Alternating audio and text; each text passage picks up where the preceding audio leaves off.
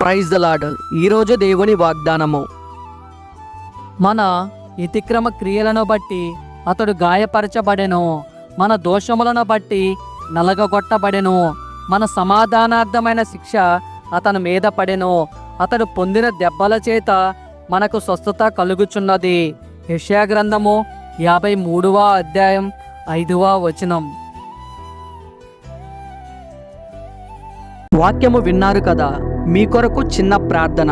కళ్ళు మూసుకోండి. మీరు ప్రార్థనలో అడిగి ఉన్న వాటిని మీరు పొందుకొని ఉన్నారని, అవి మీ జీవితంలో జరిగి ఉన్నాయని నమ్మండి. నమ్ముట నీ వశమైతే నమ్మువానికి సమస్తము సాధ్యమే. ప్రార్థన.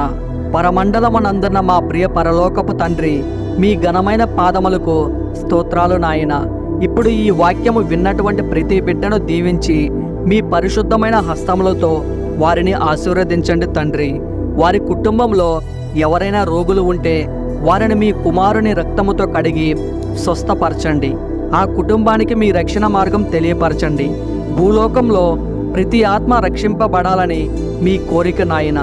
విన్న అందరికీ మారు మనస్సును దయచేసి పాపక్షమాపణ దయచేస్తారని మీ బంగారు పాదాలకు నమస్కరిస్తూ యేసయ్య పరిశుద్ధమైన నామమున అడిగి వేడుకుంటున్నాం తండ్రి. Amen, amen, amen, amen.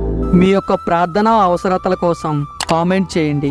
మీ కొరకు తప్పక ప్రార్థిస్తాను. God bless you to all.